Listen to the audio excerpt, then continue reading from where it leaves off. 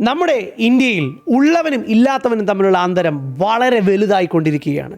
ഏറ്റവും അവസാനം വന്നിരിക്കുന്ന പഠനം കാണിക്കുന്നത് ബ്രിട്ടീഷുകാരുടെ കാലത്തേക്കാൾ കഷ്ടമാണ് ഇപ്പോഴത്തെ അവസ്ഥ എന്നുള്ളതാണ്. ബ്രിട്ടീഷുകാരുടെ കാലത്ത് 1% ഇന്ത്യക്കാർ ഓൾമോസ്റ്റ് 20% ഇന്ത്യൻ വെൽത്ത് ഹോൾഡ് ചെയ്തിരുന്നു. 91 വരെ നമുക്ക് ഇന്ത്യയിൽ ഒരൊറ്റ ബില്യനെയറെ ഉണ്ടായിരുന്നുള്ളൂ. എന്നാൽ ഇന്ന് നോക്കൂ, 160-ലധികം ബില്യനേഴ്സ് നമ്മുടെ രാജ്യത്തുണ്ട്. ടോപ്പ് 1% 40% ഇന്ത്യയെ ഓൺ ചെയ്യുന്നു.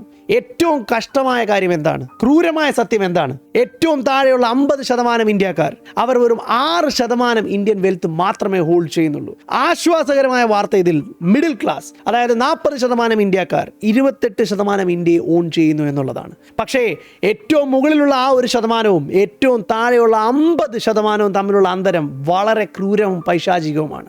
ഈ അവസ്ഥ മാറ്റണമെന്ന് നിങ്ങൾക്ക് ആഗ്രഹമുണ്ട് എങ്കിൽ, അതിനെക്കുറിച്ച് അറിയണമെങ്കിൽ കമൻറ്റ് ചെയ്യുക.